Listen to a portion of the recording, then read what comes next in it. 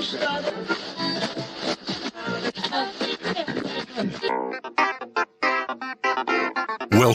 to the John freaking Muir Pod. Lace up those boots and sling on the pack for a romp through trails, short and long. With your host and Renaissance man, Doc. It's time to embrace the suck.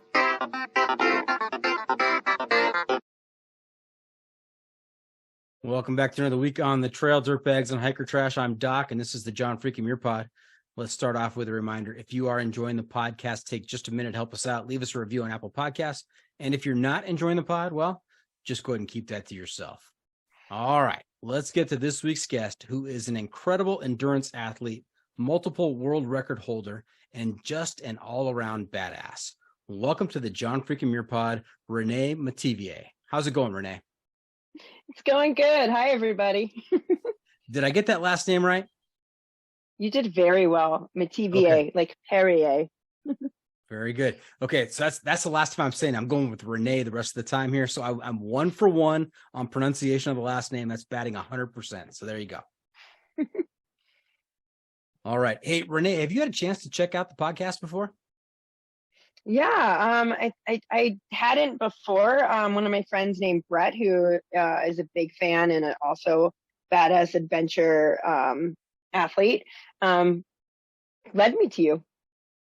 Yeah, and when you say Brett, you mean Brett Gravelin, one of my favorite former guests, who his episode was just so much fun, and he is a badass as well. He's a great guy. Love to talk to him. We're still in regular contact, and he feeds me guests occasionally. And lo and behold, here we are. It's awesome because I can't imagine. I feel like you could do probably a weekly episode with him, and it'd be interesting. Totally agree. And I've been pestering him to get back on. He's like, Doc, I haven't done anything recently. And I'm like, Brett, we got to have you back on the podcast. I agree. Right. Hey, Renee, in all of your adventures, I know we're going to talk a lot about running and some adventure racing possibly. Have you picked up a trail name? Trail names are kind of a unique tradition for the American long trails. You're out there hiking for multiple days at a time, multiple months at a time sometimes. And people, rather than call you by your first name and last name, they give you a trail name that's usually based on some kind of, maybe some peculiarity you have, or maybe it's from what region of the United States you are, or maybe something based on something funny that happens on the trail. Anything like that in the whole running world, or are you just Renee? I'm mainly just Renee, although I have like 3 main nicknames. So I guess I'm not just Renee. But I'm usually called either Rainbow Pixie, Energizer Bunny, or Evil Little Chipmunk. Oh, and what is the background on each of those? Well, I'm very colorful and spry, and I'm very loud, and I also seem to never get tired. So both Rainbow Pixie and Energizer Bunny kind of play on those things. And I think like over Fairy, Pixies are edgier in my mind. So I like it. And then Evil Little Chipmunk is because I can be a little bit of a slave driver sometimes. In my tiny 105-pound package, you'd be surprised. And sometimes especially like in adventure racing, I could be like, we're not stopping, let's go. And I don't like wasting time. And then as a strength coach, that one comes out even more. So, yeah. And as we are talking here tonight, in terms of Rainbow Pixie, Did your hair have is that purple? Is it pink? What's going on there? It's purple, pink, and blue. But it's fading, so it's in its light pastel phase, but it was in a vibrant stage a month ago. And about next month it'll be a whole different color. So you never know what you're gonna get with me. This should be exciting then. But that's where the rainbow part comes in, but then I'm usually pretty colorful dressed as well. And then, and I do get tired, even if Energizer Bunny makes it sound like it, but most people don't witness that. So, but yeah. Okay. Well, I might stick with Renee. I might go with the occasional pixie, maybe chipmunk at some point, but we'll keep we'll keep you guessing here. All right. I'll be ready. So if you've listened to a couple of episodes, you are familiar then with the segment we have towards the end of the episode called our Pro Tip Insight of the Week. And that's where I will turn to you, Pixie, and I will ask you to share some trail wisdom, some outdoor adventure wisdom with our listeners to make their next outdoor experience even better. So don't be surprised when we get there. I'll be ready. Okay. The Must Bring Gear Review. Hey, another feature we've been doing this season is the Must Bring Gear Review, sponsored by the ultralight backpacking gear company 6 Moon Designs. And here's how it works. If you were to let a stranger pack your bag with pretty much generic gear for a multi-day adventure, what is the one specific piece of gear you would insist on being packed? And if you've got a particular brand for that specific piece of gear, even better. So Renee, what is your must-bring piece of gear when you're out there adventuring for days on end? Does it have to be just one? Oh no, I'm open to multiple. The more the merrier. The more we get to learn about you and get some insight into some of these products. So I'm pretty not picky with most of the things, but the thing lately I've always want with me is my Be-Free water filter top. It goes on any of my bottle tops usually, so I usually just have the top because I've been going to like more remote spots, and being able to filter my own water has been a game changer for I don't like to carry heavy. I don't like to be overly loaded with lots of weight on me. So that's my favorite thing. But I also I like always have Leuco tape, and it has to be Leuco tape. So like I have my whole first aid kit. I'm not picky on what brands usually, but for tape, besides duct tape, because obviously that's important, but I want Leuco tape, which is an athletic type tape, but it's not stretchy. And it's really amazing for ankles and taping out on the trail for support, many uses. But I've led a few camps where I've had to like tape ankles on the fly, and it's the best. So I always want those two things, and it has to be like Leuco tape brand wise. And then I also have mace on me usually pretty often because I'm a small female, 105 pounds, and I'm by myself a lot. I'm very fast, so usually I feel like safe because I'm like, by the time they see me, I'm gone. But it's a real concern. Like right now, I'm traveling all by myself across, like in the country, going in remote spots. So I have bear mace in particular. So okay, yeah. Now bear mace, is it bear spray? Yeah, it's bear spray. Yeah. Got it. Now let's go back to the tape just for a second with the Leuco tape. Is that strictly for like wrapping joints, or, you know, when we talk running, when I see runners out there, especially people who are very accomplished runners, they've got tape everywhere. They got tape on their, you know, a strip on their calves or on their hamstring, or, you know, all kinds of stuff. Is Leuco tape also used for that? No, so that's why Leuco tape, the brand, is really important. Like those other tapes are Kinesio tape, which are stretchy. Right. And to me, the brand is less important. I mean, I usually like a rock tape or performance brand in those because I work hard and move fast and get sweaty. So like you want a good quality one that's not going to come off. But I actually don't usually use a lot of that tape as much. That's really for a little bit of base of support, sometimes spreading fascia. And like if you have a past injury, it can help blood flow in the area and help things get, so sometimes like in the past I have raced with it, like on my Achilles, post Achilles surgery. But it doesn't do much support. It's really just about a little bit of guidance and a little bit of support. Whereas Leuco tape is support. Leuco tape is not stretchy at all. It's super like it's going to be hard to take off kind of thing. Like you're going to have your hair come off with it if you put it somewhere where you have hair. But it's amazing for ankles, and it's like I have a special way I wrap it. It's just basically a U. So it's not that it's super easy. But it doesn't limit forward motion of the ankle, but limits any lateral. And as a person who's had Achilles and ankle surgeries and a broken ankle, but really anyone that's on technical trails, like Max King, he doesn't race any races without that on his ankles. It usually PT clinics sell it. You can also buy it online. It is the best for an ankle tape. If I'm on a real technical race where I'm gonna try and bomb down a hill on scary terrain, like I always have that tape on my ankles. And then it's in a pinch, like I said, I've led a few camps, and if someone rolls their ankle, it literally can save the day. It's special in a different way because it's really not stretchy at all, but really durable. Like you can use it as a brace. You can use it. I mean, you can kind of use it like duct tape, but it's what's special about it is you're not going to have any range of motion issues if you know what you're doing with taping, and I do. So, and if anyone needs any tips, let me know. I can send some videos, and maybe I'll do a post on tips on that next. Nice. Are you, Renee? Are you sponsored by Luco Tape? No, I'm not. Luco Tape, come find me. If you're not, you should be. That's a great promotional clip right there.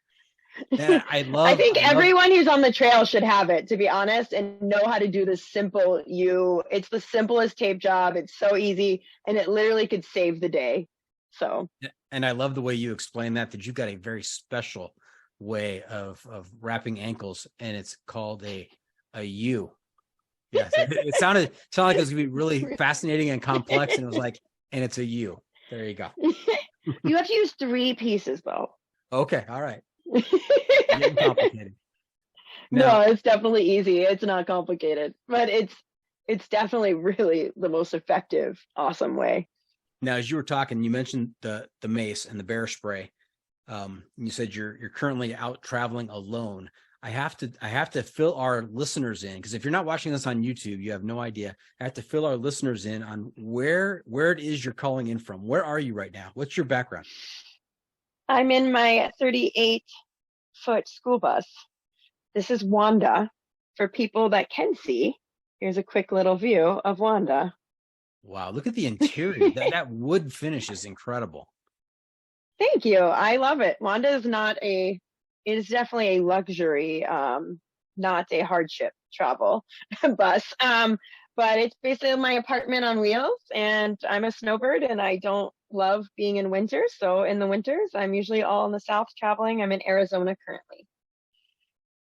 Now, did you convert the school bus yourself, or did you buy it in this current state? I bought it like this. I will have to say I have gotten handier since I did add the mini split. So I added a mini split to it. I've done some small tweaks, but the main layout was already done. The guy I bought it from, it's amazing. It even has a barbell holder. Like my bumper plates are right there. It was basically made for me. But I just moved into it full time like a month ago. So. And what do you think? How's it going? I mean, I'm in love.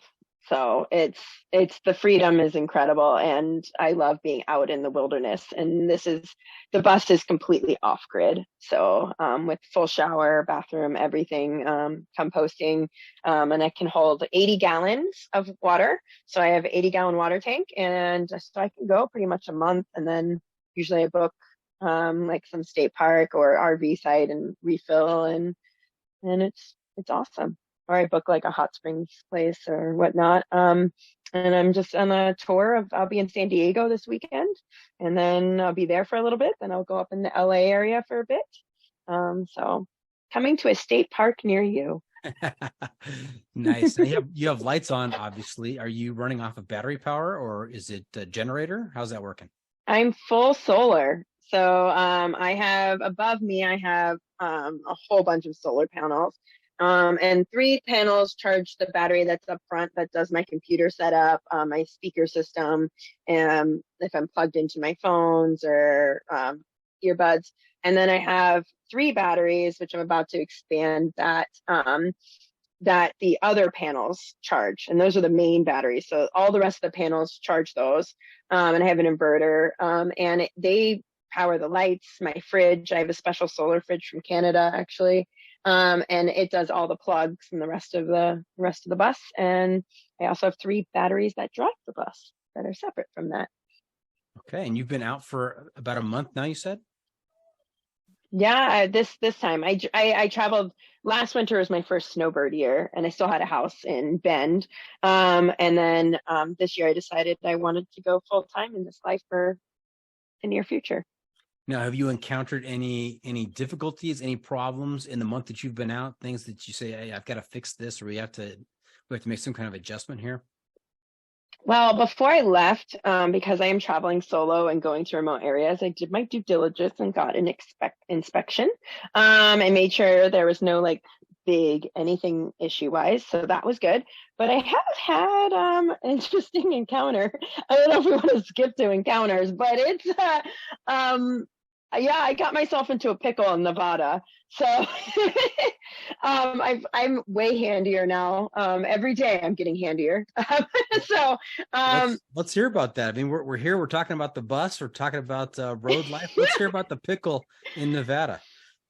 So when I travel, and if anyone follows me, when I'm really traveling, I'm on like I'm like the best trails and the best hot springs. Those are what my travel landscape looks like on my route choices. And so I was in Nevada on my way to this amazing hot springs that most people don't know about. It's not even that far out of the way. And it's these two pretty cool pools that are just locally maintained, and it's free. It's on private property, but it's open up to anybody.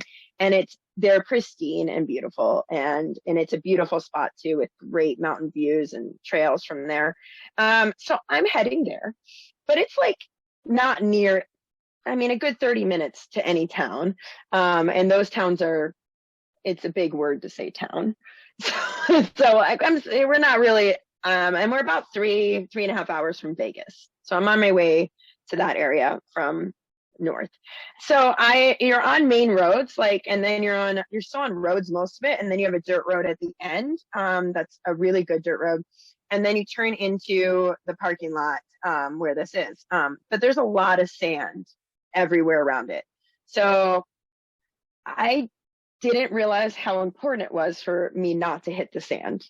Because it's like flat. So I'm pulling in. I have 38 feet. It's not a small thing. I'm very good at driving it. But I'm alone and I'm turning in, and it's kind of a sharp turn, and I should have stopped and straightened out. But I'm like, oh, one of my wheels might hit the sand a little bit, but it'll be fine. It was not fine. Like, not fine. So one of my wheels does go off the dirt road into the sand, and I thought it was because it was flat, it would be fine, just keep rolling. It did not. I guess this bus is pretty heavy, and so it needs all 4 tires to have the traction. And it was like 9 p.m. and I normally would have stopped and made sure I was fully on, but I didn't realize the big deal and mistake I was about to make. So that tire starts just turning, and it kicks sand everywhere, and it's not making any purchase. And I'm in the middle of nowhere, and this thing is huge. It's not like I can push it. I tried. I'm strong, but not even close to that strong. I had like 4 people trying to push it. It's unpushable. So I'm using my brain, and I'm like, okay, we just need to put rocks under there. Let's just dig out. I have lots of tools. I get my shovel, and we're digging under and just putting rocks, trying. It just like kicks that everywhere. And I'm like, all right, this needs like more work. And there was like a girl and 2 other guys, and they're like maybe a winch, but they weren't much help because they just weren't handy. And I was probably the strongest one there. So I'm doing the work, but it's nice just to have people around you cheering you on. So but it's not working. So I call a tow truck company. It's like 10 p.m. in the middle of nowhere, and they're like, it's going to be like $300 to come out there, and then we're going to charge you $300 an hour. And I'm just like, oh, fuck, okay, but sure. I'm in a pickle. Like I cannot move, and I do not want to stay here for the rest of my life. So I say yes, but then right after that, this guy comes driving by, and like he's missing his teeth. He's very weathered, but like super nice. And goes, cancel that. They're gonna charge you a fortune. I have a winch and jack and stuff. And I'm like, are you sure? Okay. And then in my head, I'm like, okay, if it doesn't work, I guess I can call the tow truck company tomorrow. So I cancel the tow truck, and he leaves for like 30 minutes and comes back, or it could have been longer than that. And the two guys end up leaving, the girl's still there, and then she ends up leaving at some point. So it's just me and this person and no one else out there, which is stupid. I know, but I didn't realize that it was going to take so long. And I literally couldn't go anywhere. So I have my mace in my pocket. I also have a knife in my pocket. And it ends up taking us like 2 hours, and we do get the bus to move, but it took way longer. We had to jack it up. We ended up having to put like 2 feet of things under the tire. I had an extra pile of wood. I have a lot of wood here, actually. So like we were using that as well as rocks, and he had like a metal ladder, and we get the bus out. Yay! But in the process, we broke my water tank. It's actually 240-gallon tanks for the 80, and they're connected with the PVC pipe. We broke it. So he goes, I'll come back tomorrow and fix it. And I'm like, who are you, Samaritan person? I end up getting to know him very well by the end of this. He's a firefighter, burned his hands. He's on disability. He's not the most efficient, but he was super nice. And I ended up giving him like $200 by the end, but it took like 3 days because he didn't come back till like, I'll be back at 9 in the morning. And it was like 1 p.m. And then he forgot like all the things. So he had to come back the next day. And I'm just like, well, I'm not doing anything. I'll just go for a nice, real long trail adventure and jump in these hot springs. And I'm not on a time frame, so it'll be okay. But like, I'm starting to get more and more. And then he's like, do you have a gun in there? And I'm like, I'm not good at lying at all, but like, I didn't want anyone to know I didn't have one if they ask me. So I'm like, yeah, but I don't, not at all. But like, so now I'm thinking I might need one, but I also don't want one. So there's a catch-92, but I do have my mace and my hand is on it at all times. And then like asking me like, oh, your boyfriend lets you travel all by yourself? And I'm like, yeah. Like, what lets me? Like, I'm like, what generation are you from? like, do you lock your women up in like their houses? I don't know. But anyways, we get it all fixed. And I also meet the guy that works the hot tub. But we're finishing, and he's like, oh, you should fill up water at my house. Like, you're just like, why would you even think about doing that? Like, I'm so, but he's like, you're going to literally pass it as you go on your way to Vegas. Like, when you get to the big town of Goldfield, you're going to have to like, and so I was like, okay, if that's true, and I don't have to pull off anywhere, and it's the middle of the day. And I also wanted to be nice. So then I'm like, okay, so I'm following. And then I pull off, and he is right on the main road. There's people around. It's not a big deal. So I'm filling it up. This is where it gets even more like what? Okay. Like, so his mom comes to the front door, and she's got to be like 90, and she's just chain smoking, and she's like the skinniest, like what you'd imagine a chain smoking older lady to look like.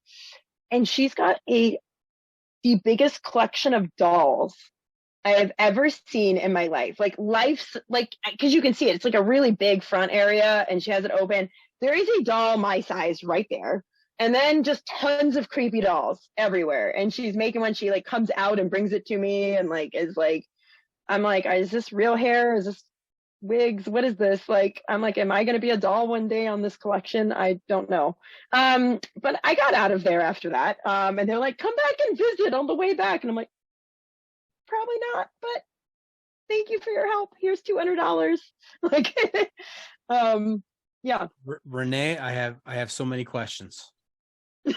So many questions. We covered a lot of ground right there.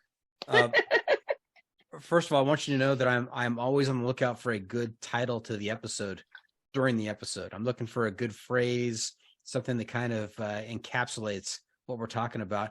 And I love the term. I'll have to see how it works out here throughout the rest of the episode. I love the term unpushable. That bus was unpushable. I think that has some promise to it. I kind of like that. Yeah. Yeah, that's good. That's good. I did try. I'm like, maybe we could budget. I'm like, I don't even know how many zillion pounds this thing is. Yeah. Now, I also love the description you gave him. He was very weathered. And so I really got a good sense for what this guy was looking like. Very weathered. I love the fact that you used the phrase catch 92. I'm not sure what Catch 92 is. I've heard of Catch 22, but Catch 92 is like that's another level of catch. And so I can It's exactly what it is. Yeah. It is another level. Another level. Another few. I might have just made that up too. I love it. I love it. And then what would you have done if after he asked you if you have a gun and you say, "Oh yeah, I got a gun."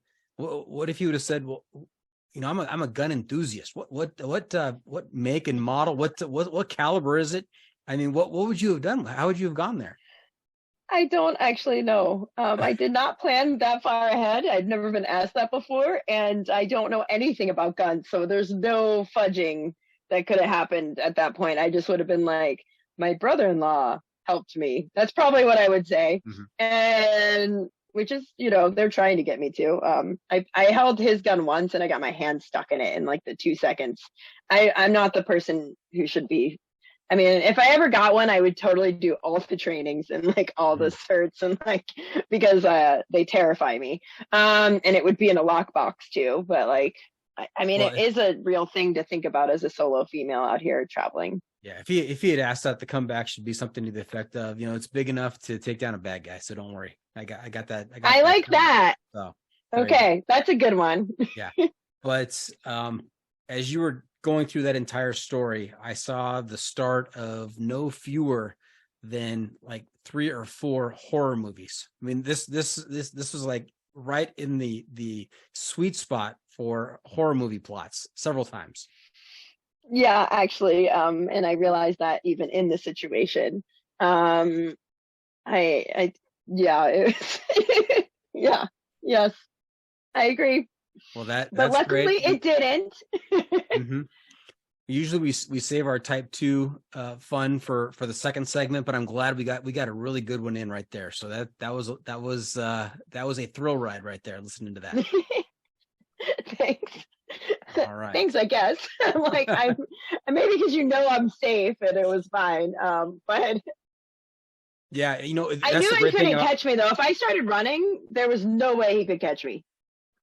Yeah, and that's another thing I wanted to point out. Not only are you probably pretty quick, but you also have the endurance. And so even if you have like a 25-yard head start, once you're going, they're not going to catch you because you can just keep going. Yeah, I just need like a 0.03 head start and they ain't catching me.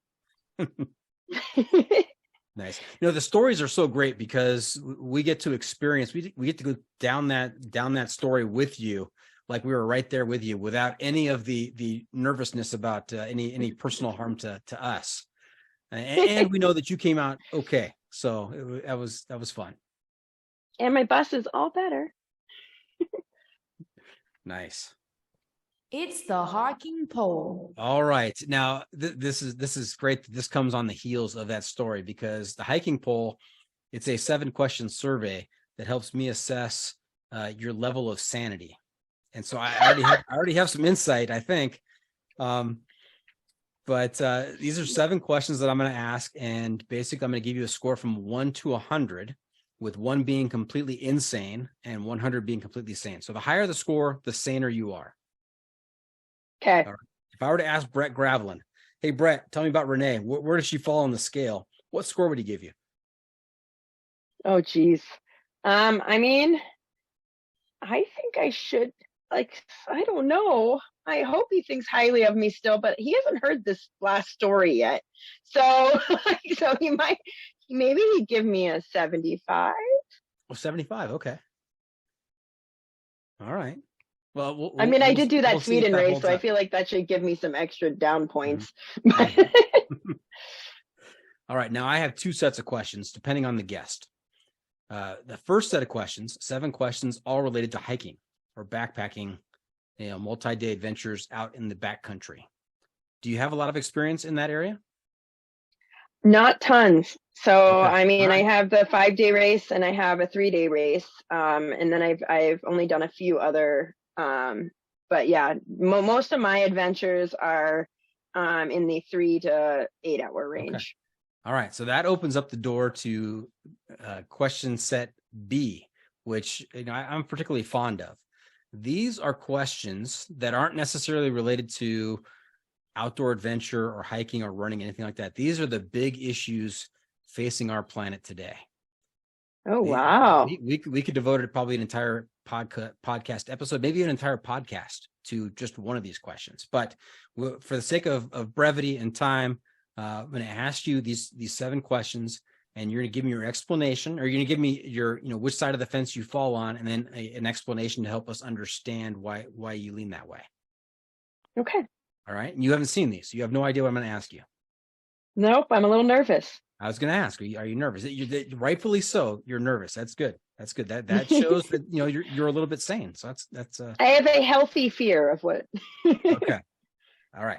So we'll start off simple here. Question number 1: do you sleep with your socks on? Yes or no? I totally did not expect that. Wow. It depends on the temperature. Right now I'm in Arizona, so no. Okay. But sometimes yes, if it's below 30 degrees. There are people out there who are adamant about this, that they would never ever sleep with socks on. They need their feet just free, not confined to a sock. I mean, I like them free, but like my toes are like popsicles sometimes, and you can ask my partner Chris, and he will be like, "Please put socks on." So, for other people's well-being, Okay. sometimes. All right, that makes sense. Question number 2: does pineapple belong on pizza? No, No. I will eat it though. Let me make a notation. Oh no. All right. I prefer my pizza without pineapple, but I eat everything. So I will eat pizza with pineapple, and I'll still probably really love it. I just prefer pizza with tomato sauce and like mozzarella. I like classic pizza the best always. You're a classic girl. And sometimes in pizza, yes, not much else. Now you said you eat just about everything. I mean, you exclude no food group. You're an equal opportunity devourer. There's only like one thing I don't like, and it's canned black olives. But I'll eat every other olive.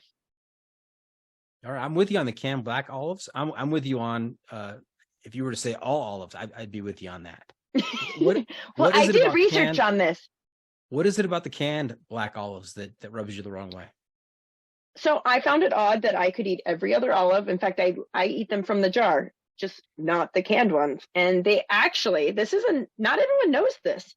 They actually soak it in lye, which is a poison, to speed up. That's what turns it black and what speeds up the ripening. And that's why other olives are more expensive, because they take a long time to ripen. Now, they do rinse the lye off, but it is a poison and trace amounts are still there. It's safe to eat. So if you do love them, it's safe. But you are getting trace amounts of lye, and some people can taste it. And literally, I can't even pull them off of things like, and I can do that with, there's nothing I don't like pretty much, and that's it. If it's cooked on there, I don't really want it. Sometimes I can pull them off. It's not many, but yeah. Okay. Now, when you say lye, that's LYE. That's the stuff that serial killers use to dissolve the bodies, right? Yes. That is. Okay. That's exactly it. We're going to continue that theme through the. That's right. Yeah. This episode. That's right. All right. Question number 3. This is a big one. Do you roll your toilet paper over or under?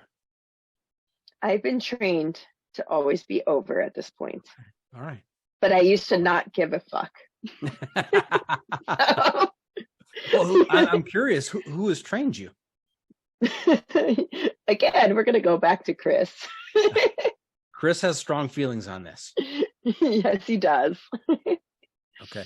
Now, I understand your point of view. You didn't have an opinion one way or the other. Chris has converted you. So I'm going to ask this next question. This is not part of the poll. This is a corollary. Is Chris's position on the toilet paper over or under? Is it so strong that if he's at a friend or a relative's house on the throne and he sees it the wrong way, will he take the time to correct that situation? People do that, don't they? They do. Yeah. I don't think so. Okay. All right. I mean, I wouldn't put it past, actually, but I don't think he would actually do it. Okay. Question number 4. Question number 4. Cats or dogs? Both, but right now, cat. Oh, look at that kitty cat right there. That was a black He's right cat. here. Yeah, this is Ray Ray. He was my sister's cat, and I saved him, and now he's my adventure buddy, and he's got a harness and leash himself, and he loves hot springs as well. So with a leash and a harness, do you walk the cat? You don't walk a cat, they walk you. That's pretty much what happens. But only when we're not in, like, we're in a safe area where we're not going to be around a whole bunch of other animals. Like when I'm in the middle of nowhere, yeah, he comes outside and we go for little adventures. And then, but I don't, like, responsible cat owners shouldn't be like taking them to around where like lots of dogs are. And like, and I do have a husky with Chris. She's in Oregon right now, so I miss her, with dad. But, she does adventures, and they actually like going out together sometimes. Do you have a preference of, just in general, not between those two specific pets that you have, but do you have a preference in general of dogs over cats or cats over dogs? Thanks for clarifying that I'm not choosing my animals. That's right. I guess you would always, I started with cats, and they also fit, like, I like how independent but cuddly they are when they want, but that works with my life. And I can leave, like, he's such a great cat. Like, it's perfect companion in the school bus. The Raider, though, like, she can actually run with me, which sometimes gives her a leg up for that part, that kind of fun that you have together on a trail. But she's gotten slower and can't keep up anymore. So, except for my slowest. But yeah, I've always been cat, like, but I like all the furries or non-furries. I love all animals. But if I had to pick the best one or my first love, it would be cat. Okay. Question number 5. This is going by fast. Question number 5. Do you use the Oxford comma? Yes. Yes. Definitive. Right Yes. there. Yeah.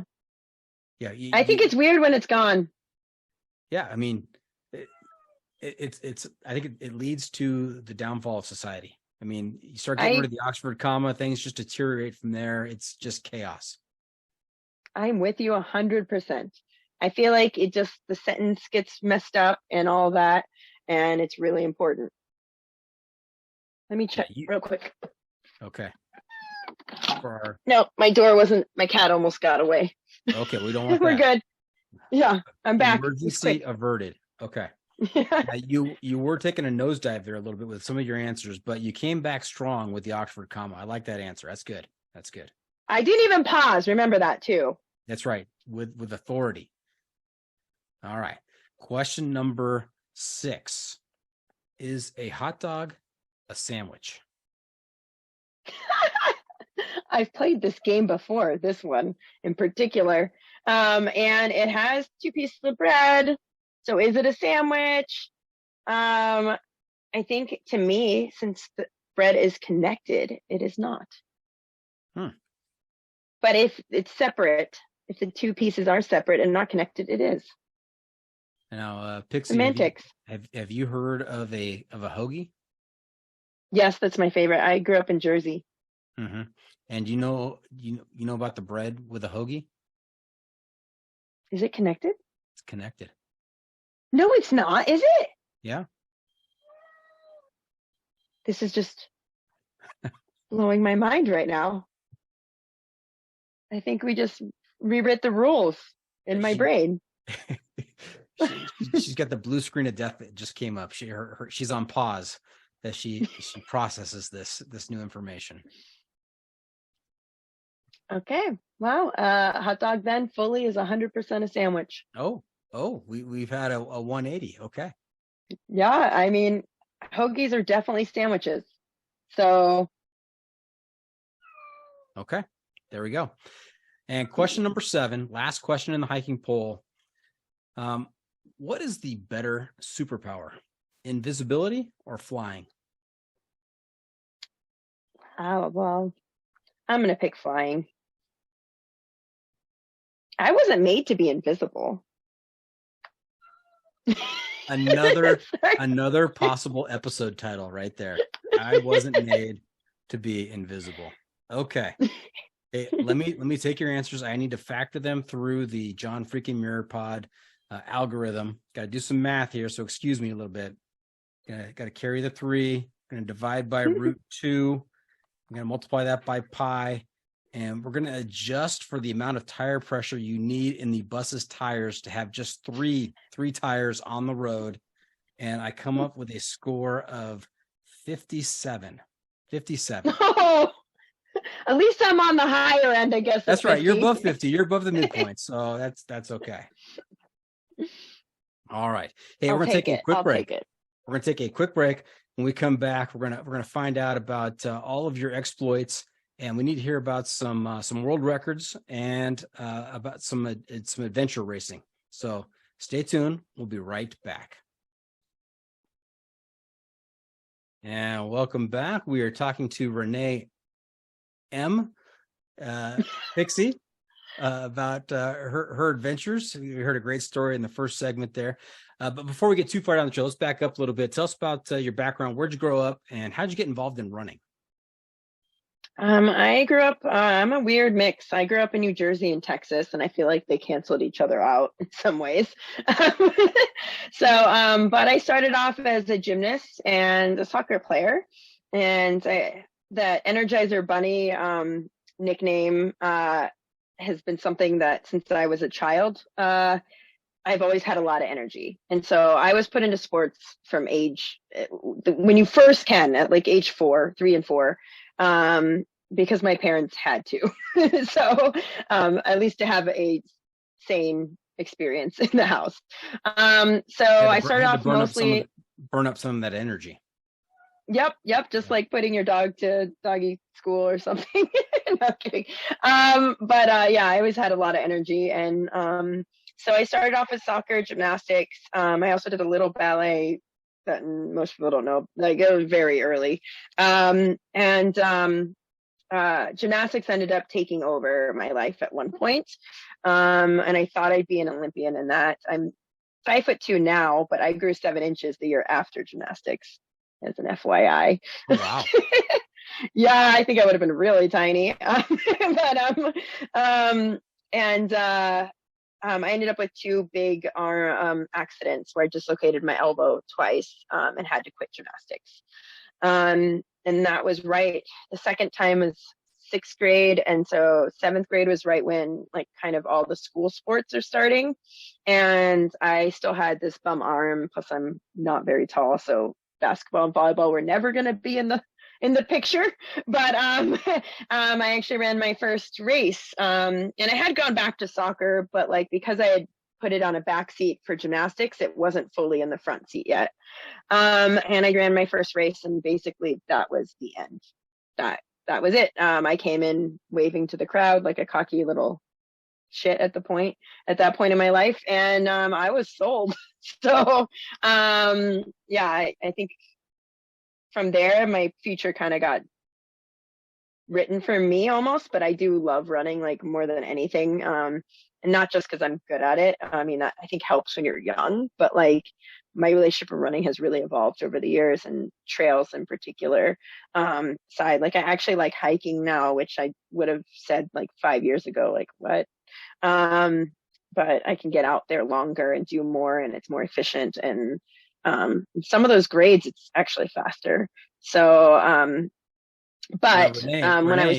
Renee, if you said you like hiking, your score just went up to 59. So it's it's yes! adjustable. Yeah, very good. Yes. I've actually become like really focused in on a lot this last summer to get much better at it. Because before, if a race had hiking, I'd lose most likely. And now I've gotten pretty darn proficient at it. But when I was 15, they made me quit every other sport for running because I showed such promise at that point. And then I won state. Were you naturally good at running? I mean, did you just take to it right off the bat, or did you have to work to kind of get better at it? I mean, how good were you right off the bat? I ran a 5-minute mile my first year running. Um, Pretty good. I was good right off the bat, but I had a lot of setbacks later and had to work pretty hard to get back. I ended up in high school getting mono one year, and then my first set of injuries after that because I didn't know any better, and pushed myself too hard to get back. So I ended up missing a couple years of running and then had to crawl myself back. And the same thing happened in college at one point. I ended up with surgery.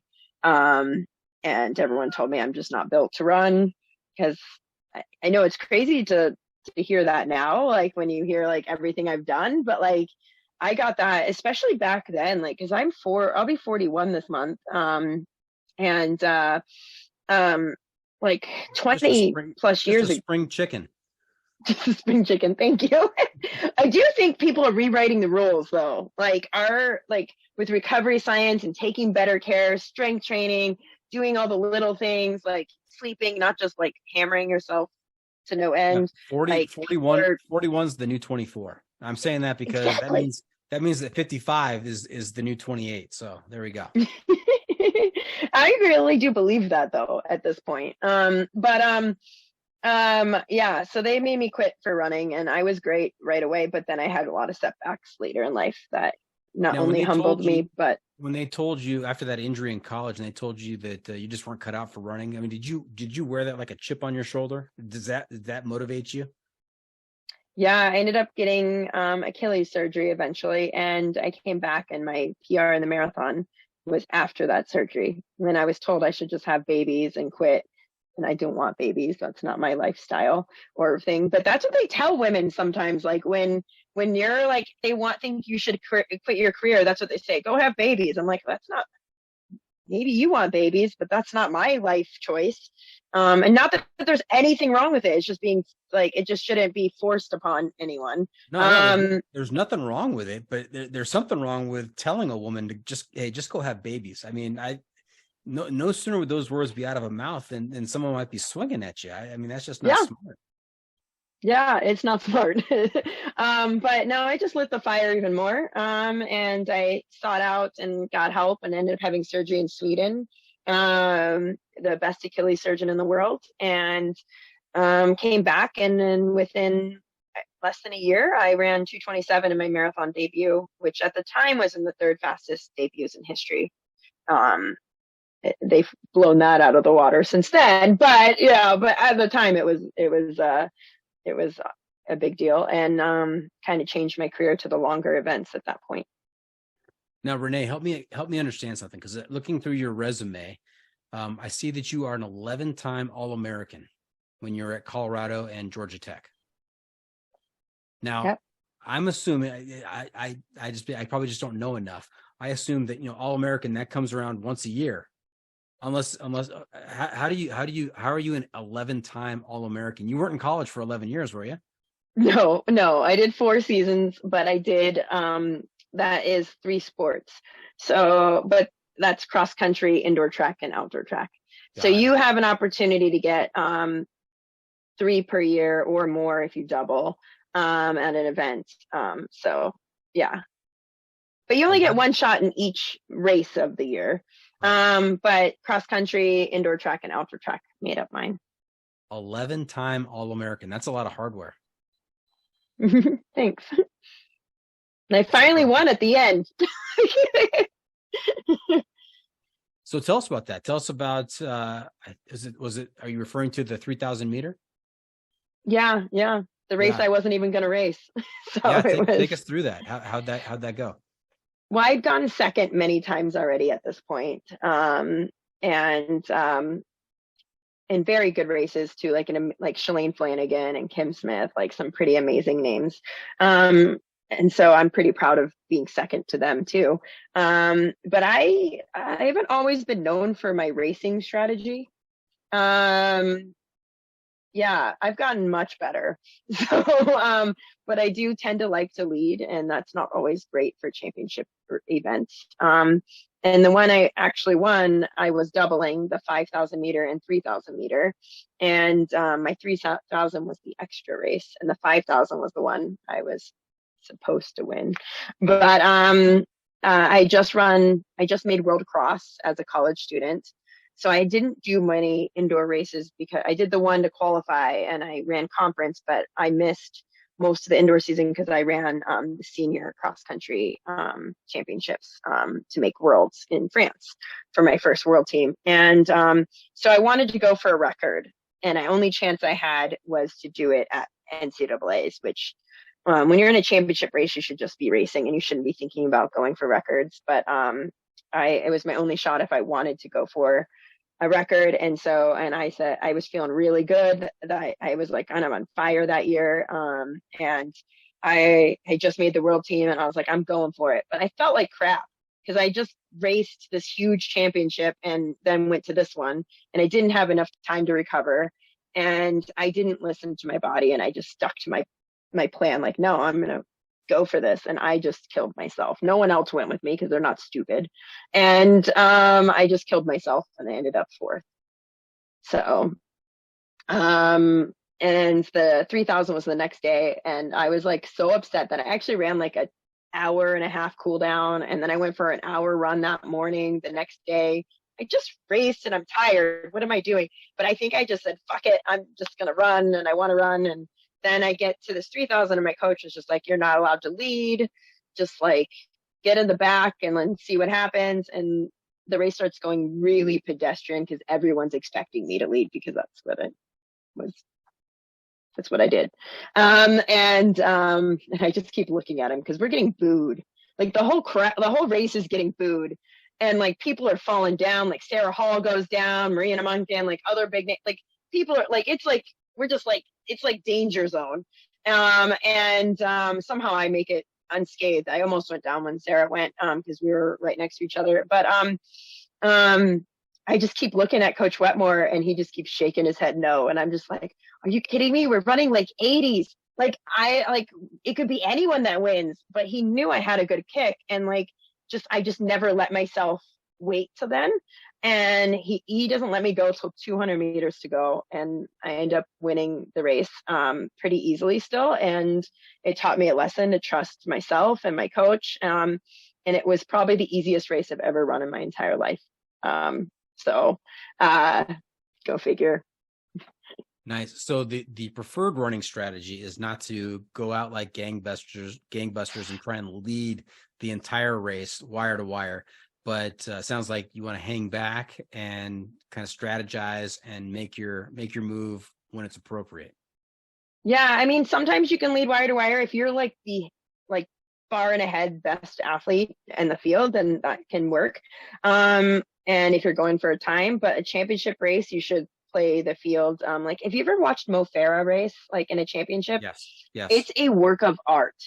Like, if you watch when he wins his double gold, like he is using the least amount of energy of everybody in the entire pack. It's like he just like knows when the pockets are there and he just like slides in. Like he's not like being jostled like other people. Like he's just like this like perfect. Like one of my favorite fantasy books is if anyone here is hopefully maybe you've read it. It's In the Name of the Wind by Patrick Rothfuss.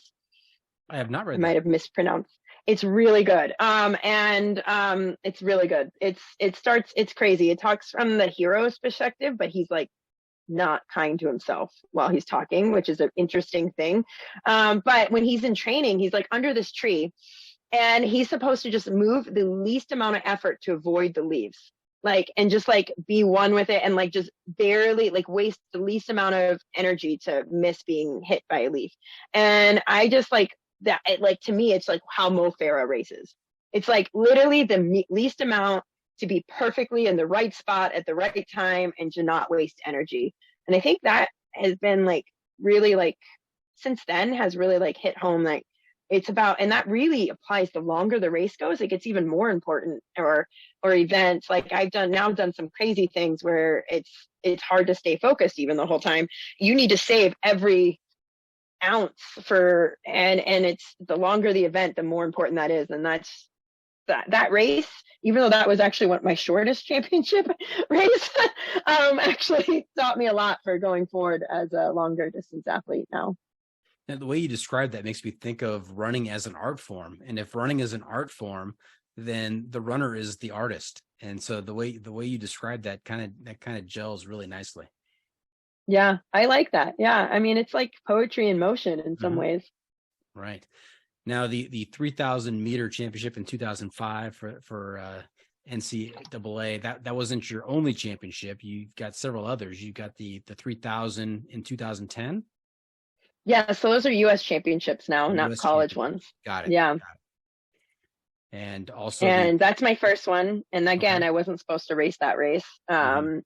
And I just run and made my, I think, fifth world cross right before that, Mhm. fourth or fifth. I made five total. I don't remember if that was the fourth or fifth, but I ran terrible. And it was like, I thought I'd gotten second to Shalane the year before. And so I thought I was going to be challenging for the top three, and I barely made the team and was like, I think fifth. And I was very upset with myself. And the 3,000 was the next weekend. And they have a rule that if you make the world team, you don't have to qualify. You can get a buy-in and request entry into the 3,000 meter. So I just wanted to race again. I had done no track work, no 3,000 meters. I'd run in my first half marathon the month before, but I just was like so mad. I just wanted to be on a start line. And I was like, I'm going to go do this. And then I ended up having the best race ever because I think I had no expectations on me and just ran to my full capabilities. And I did something really crazy. I took it, the girls were all 1,500 meter runners that went to the front and like put the brakes on the race. And I had just run a half marathon and cross country that was 5 mile race. So I'm like, I'm not playing around here and running slow. And then we're going to turn this into just like an 800 meter race. So I just took off and no one went with me. And I actually think I still won because my coach was so mad, and I could tell he was so mad right there because I was like under strict rules to not take the lead for 6 laps. And I took it at like 200 meters in. And but this time it works out for me. So it's but I ended up getting so far ahead, but Shannon Roberry and Sarah Hall chased me at the end, but I had a gear I was saving and they had to work their tails off to catch me. And then I win by 0.02 seconds. Oh wow, tight. Yeah. Very tight. Now It was one of those. You also have U.S. championships in the 20K, the half, and also is the USATF Marathon Trail Championship, is that a U.S. championship? Yeah, as well? it's Yeah. trail. Yeah. Trail championship. Nice. I mean, Mhm. that's quite a diversity of events. Yeah. As soon as I did that first marathon, my life kind of changed and I started doing longer. And then the trail marathon, half and the marathon were my first two trail races. So and I kind of fell in love after that. So my life kind of changed a little bit after that. But yeah, it's I don't see the 3,000 in my future anymore. So I'm glad I got those done when I was young. But It's just not I do far. think that's, It's just not far enough. yeah, I think it's a different kind of pain, but I do think that speed serves me well in the longer stuff and my efficiency. But I think I think you got to follow your passion at some point. And like I was really into those when I was young. At this point, like I like exploring and doing new things. And I think it just over the time you evolve. And I think whenever your passion aligns with what you're doing, that's where the magic happens. And so for me to be in my 40s and like still crushing and loving it is keeping it something I love and not something I'm forced to do. Now, what was your most recent marathon? When's the last time you ran a marathon? Oof, it's been a while now, actually. I kind of went under the deep end the last couple years, which we haven't talked about yet much, but I got recruited to do some adventure racing. So I haven't run a marathon in a while. In 2020, I ran the marathon Olympic trials coming back from a broken ankle and tried to get back to challenge for that team. So my first month back running, I got my qualifier, and then I had about 2 months to the trials. So, and then the world shut down. And then the treadmill challenge came on my door. So since there wasn't a lot of racing going on, and I'm a yes person, it's actually one of my faults. I need to learn to say no a little bit more. But if you ask me to do something crazy, I'm probably like, let's do it. So before the world shut down and you ran that qualifier, what was your time in that marathon? Do you remember? Well, yeah. I would try to run it as easy as possible. So I went out at like 2:35 to 2:37 pace, but then when I knew I was clear, because the standard was only 2:45, I jogged in the last 10K. So I ran like 2:42. It was the most fun ever. I was like high-fiving people and like kissing babies and stuff. Not actually kissing babies, but That's incredible. 2:42 marathon time. That's inconceivable in my mind. That's yeah, I've run 5 marathons, and I think I've doubled that time. Well, my best time, I'm not a long distance runner, but I enjoyed the pain. I did come in a sub 5, and that's like probably the highlight of my running career thus far. So to do a that is awesome. 2:42 I mean, or it's a difference. 2:40, that's just so impressive. Yeah, and so my next goal, I think I just decided that I am going to go for my 6th Olympic trials in the marathon, and the time is 2:37, and I don't think I should have trouble doing it. I still have yet to run a marathon in the super shoes. So I want to see if I can PR, which my PR is currently 2:27, and so I'd love to be 2:25. So I think I'm going to go for it this year. Well, you have just spoken it into existence. Good luck with that, and congratulations. Thanks. Now let's talk about the treadmill, because I believe that falls into the is it the Chasky challenge? Chasky? Yes, they just started that business, and I didn't know anything about it. But Max and Mario, my 2 teammates, are Max King and Mario Mendoza, which are pretty well-known trail racers. They roped me into crazy things. That's a lot of it. And they roped me into this challenge, which I'm thankful for because it was so much fun. And I can't believe I'm saying that's a 50K on a treadmill was fun, but it was. I think it's just like one of those things where like hitting, I don't know, like other people would say it's like hitting your toe with a hammer running on a treadmill, but it was for a cause too. We were raising money. Max, Mario, and I decided that it was right when the world kind of was turned upside down, and we wanted to make a difference. So we went to raise money for a youth camp for free for kids from all backgrounds, abilities, and races, genders, and orientation. So, yeah. And so what did the challenge consist of? So originally I was recruited to run a half marathon, but that got switched to a 50K at some point. But it was on a live, treadmill. yes. So they had a couple different races. They had a half marathon, a 50K, and then they had the lone crazy 100K. Yes. So Mario did that. So it did really help me because I saw him suffer for so long that I was like, okay, mine doesn't seem as bad anymore. But we actually, I had owned a gym at the time with a Woodway treadmills, which are the best in the world. And because we were going to have hard races and we're at a low altitude, Max was like, we have to go to Eugene. And Mario got a place to donate a space for us in Eugene.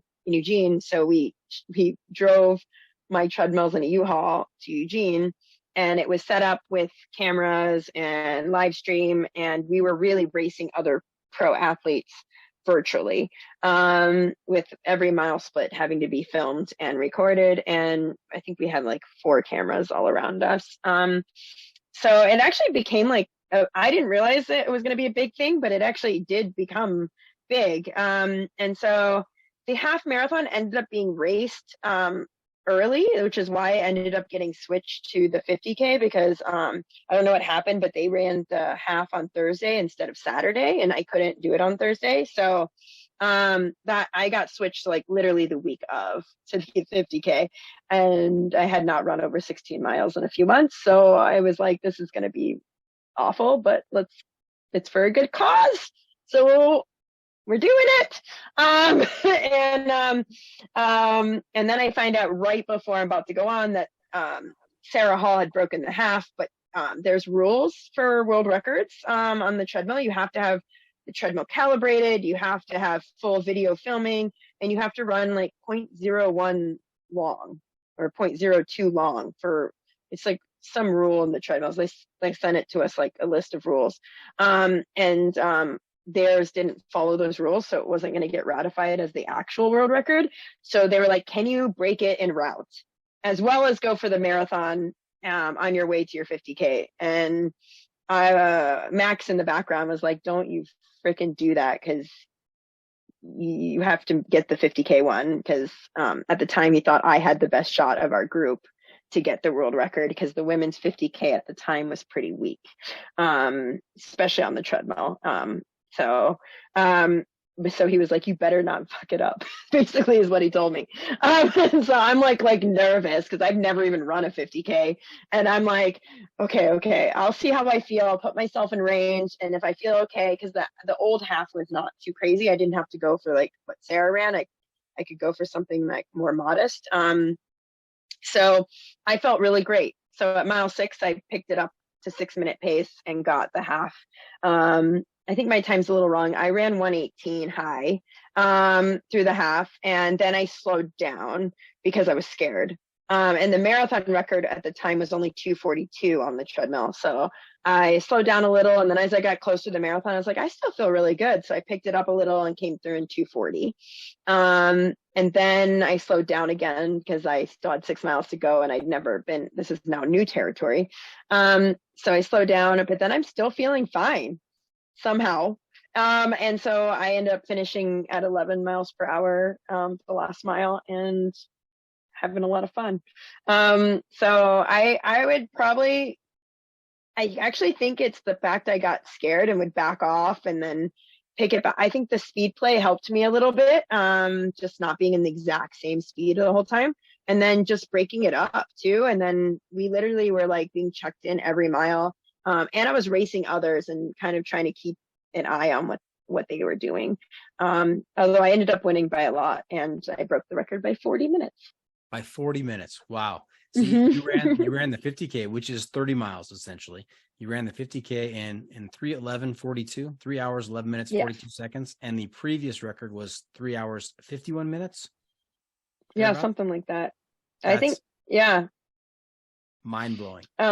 And that world record overall at the time was 3:07, and I wish I knew that at the time, but I didn't know it because I had that in me that day, for any surface. So that's actually might be my next goal, is to go for the overall as well. I just got told that the 50K road championships, I can do my marathon trials qualifier en route, and that would help set me up as well for the record. So there's a chance I try that. That might be kind of a lot to throw on in one race. Pressure. But now, what is the refueling strategy when you're on a treadmill? That makes it so much easier. Really? That part was the easiest part, because my treadmill had little baskets, and then we had a table. Like, I didn't have to, it's literally, I could drink and eat whenever I wanted, which is not normal, out on the roads. Like, you have to plan it out with where your bottles are, and make sure you grab your bottles. There's no trouble grabbing anything, getting anything. It's literally right there. So that was probably the best part of the treadmill part, is being able to I drank whenever I wanted to. I was drinking little sips all the time, mainly to do something as well. Because there was no music playing, because I didn't realize Mario and Max are gonna be in earbuds, and I didn't bring mine for some reason, or I forgot them, and I thought we were gonna have loud music playing, so it's just silent for me. Yeah. Silence as you run on a treadmill for 30 miles. That sounds awful. I don't think I'll do it again. All right. Hey, Renee, let's talk about what you've been involved with for the last couple of years. What's been your latest passion? I think with COVID and a lot of events lifting, and then I had a pretty high stress because I owned a gym during all those shutdowns. I just wanted to have fun. And there wasn't a lot of races going on in 2021 at all, but adventure racing is the zero contact race. You're with your team, but you're not even following a trail. Like you don't see the other teams really at all. So those events were going. And then we have in Bend, there's a pretty big team, Bend Racing, that's there. And so that's how they were members. We sponsored them at my gym. I strength train with a lot of their team members. Chelsea and I are both small, dynamite females. And in that sport, you have to have a girl on the pro team. It's somewhat outdated in some ways because this is how you get me to do things too. If you ever need to challenge me to do something, you just say, we're rewriting the story for gender roles in this. And so they were creating a documentary called Mandatory Gear, which a female used to be on the list, like your boat. Very demeaning. And teams used to trade out their females for a better female, like they would trade out their boats as opposed to develop like teams. So, it's changing already, but, so they wanted to make an all female team. And so she was like, are you in? And before I even knew what I was saying yes to, I was like, fuck yeah. And then I was like, I've never ridden a mountain bike ever. And I was like, I'll pick it up. Dude, I almost pulled out because I almost like died on my first mountain bike adventure because I went with her and I don't think she believed me that I had literally never mountain biked. Like my level was 0. It was a big hurdle for me to get over to continue, but I didn't want to let them down. They were really great to me in the race. So the good news is the first race we did was only like 6 hours. So like I can run fast enough with my bike on a technical area. So they would be like, Renee, rocks off. And I would like jump. I practiced getting on and off my bike. That's what I practiced. And then throwing my bike on my shoulder, I'd run the section. They'd be like, Renee, back on. And then I would jump back on the bike. And so I got that down. So, and they were so great about it. And I was very tired at the end because it's definitely not the efficient way to do it. But I kept up and then I've gotten better since then now. But it kind of instilled that team part. I think one of the reasons I loved cross country so much as a youth running is it's more team, whereas running's a very individual sport overall. And so that team aspect, I had a blast. It literally was the most fun ever. Like I'm crawling in mud, like we're in freezing cold water. I don't know. It was just like the even more shared perfect suffering and like everyone's strengths kind of coming together. And so that was my first one. And then this talk ended up happening that, the runners are going to make a team, and Mario actually headed it. And so Max said yes, I said yes, and then my partner, Chris, who's an ultra runner and trail person as well. Although Mario ends up not doing it, and we have to find a fourth, and that's where I meet Tim, who ends up being on my swim run team in Sweden. And so we end up saying yes to this 5-day race because we didn't know what we were getting into again. And 5 days is not the same as anything else I've ever done in my entire life. Sleep deprivation is not my favorite. I will say that, still not my favorite. I am a better mountain biker in the middle of the night, though. I think there's something about not being able to see as well. Like I actually ride better in the middle of the night, but now that led to a whole different realm of pain I've ever experienced in my life. Yeah. Now, the first time I had ever heard of swim runs was season 5, episode 1, the very first episode this season, when I talked to Adriel Young. Are you familiar with Adriel? A little bit, yeah. Yeah, Bacon. Bacon is his name that he went by, or that he goes by. I don't know if it's a trail name or it's just a name he picked up while he was a lifeguard on Bondi Beach.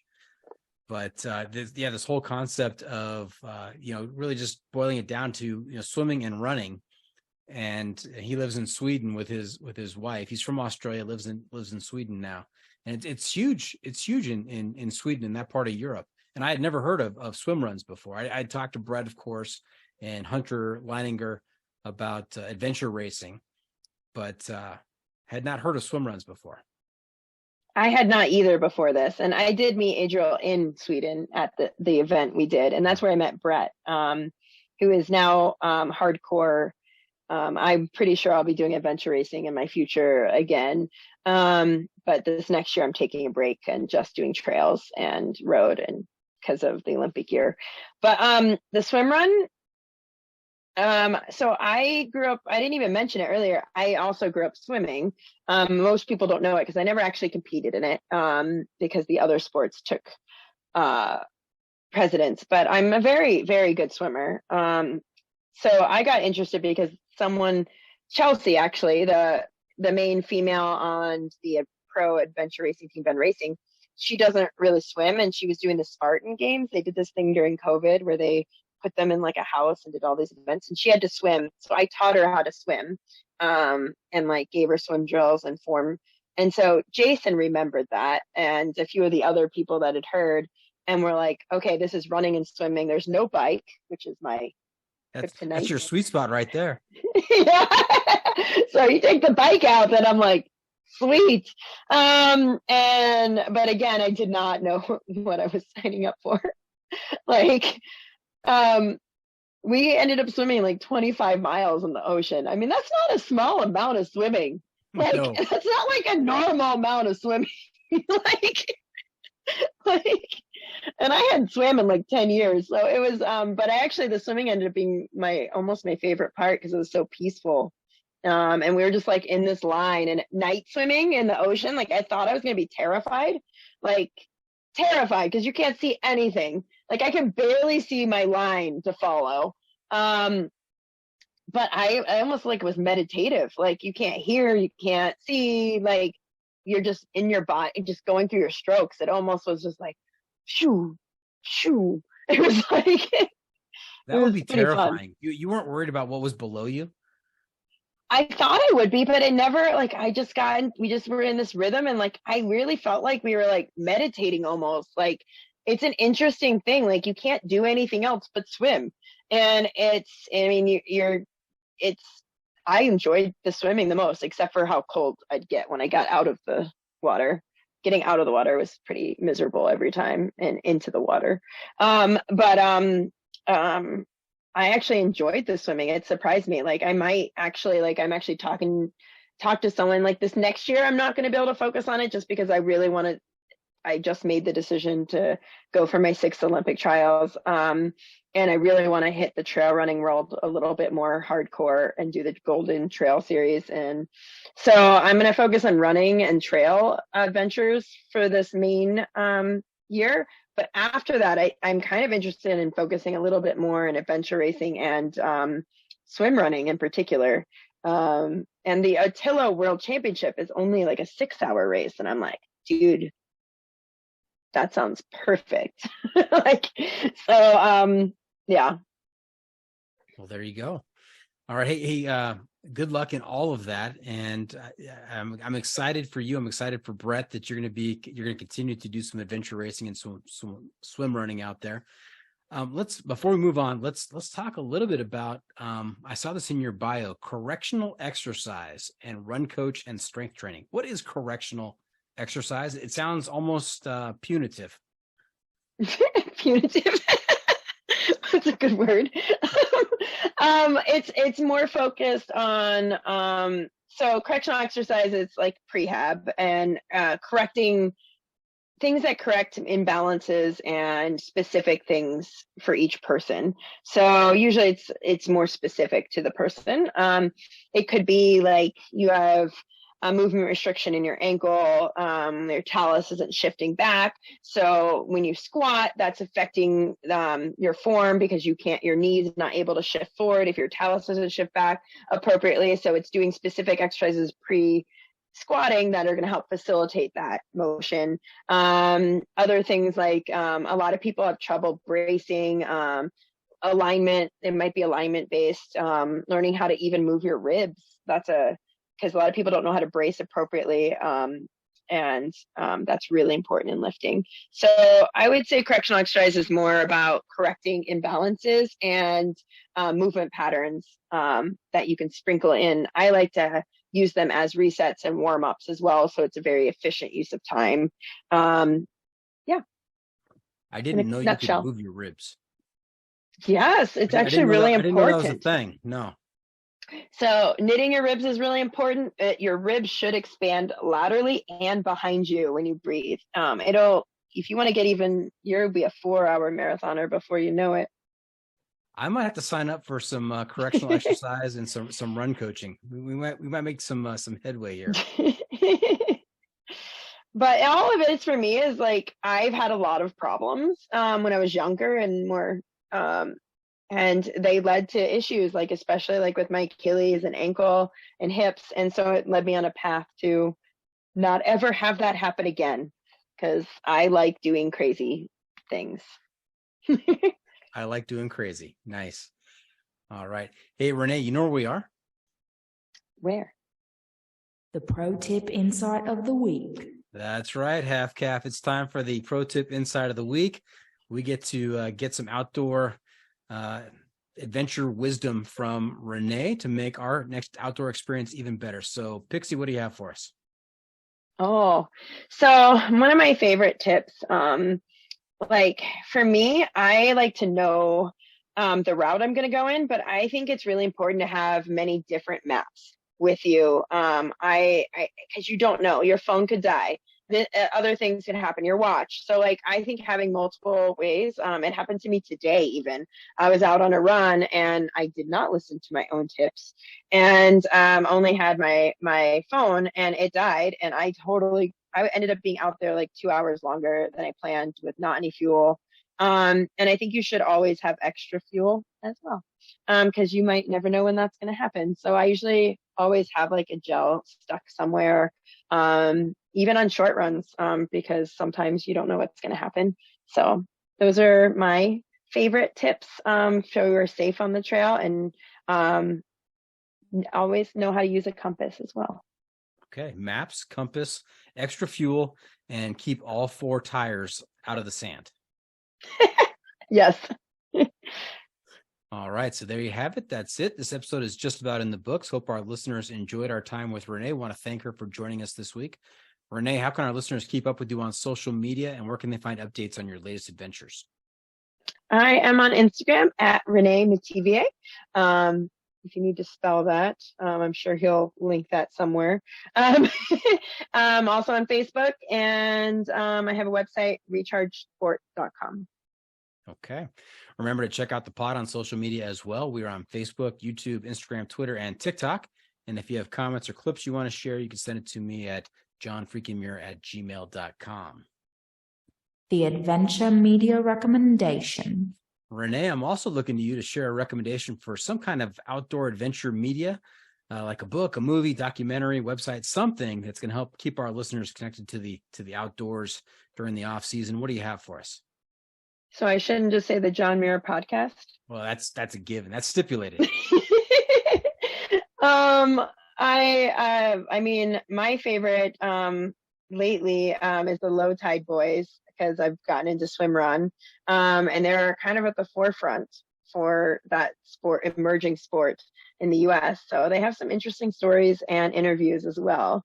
Since it's such a new sport, there's some pretty fun stories out there from people that don't know what they're doing, and all the way to the people that know what they're doing. And it's something that I had never heard of before, so it was fun. Okay, the Low Tide Boys. That's a podcast? Yeah, and they're on Instagram as well. Okay. But it's a podcast, yeah. What have we not asked you?